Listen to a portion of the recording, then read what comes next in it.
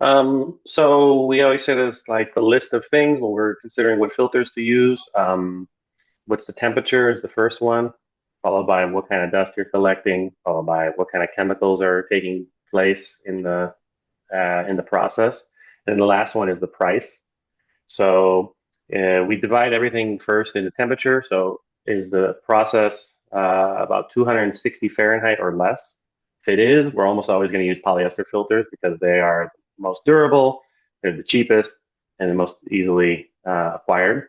If it's more than that temperature, we're going to probably use aramid filters. And the aramid filters are the same thing, but for a higher temperature up to about 400, 425, depending on the exact aramid you use.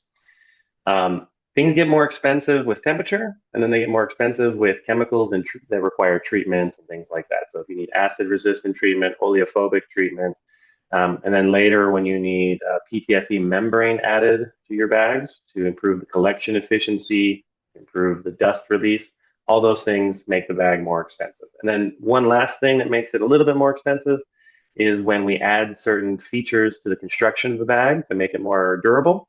So the most common ones are adding wear strips, tough cuffs, double disc bottoms, things like that. They're usually on the bottoms of the bags, and they usually are put there with extra material we use so on the bottoms, and it gives it extra resistance to abrasion. So those usually add a few extra dollars if you decide to put those on. A very good investment if you have problems with abrasion. Highly recommended.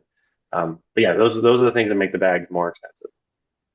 And Nice. also, and also, if you need them, rush, obviously, because very few bags are made and kept in stock.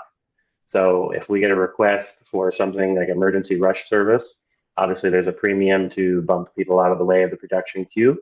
So if you want something rush, most bags are about 3 to 5 weeks lead time. So if you want like 1 to 3 weeks lead time, 1 to 2 is usually about maybe a 20% premium. And then in certain cases, we can do, within a week if there's an emergency. And then that depends greatly on the load and things like that. But that could very easily be 50% or 75% extra to rush them out like that.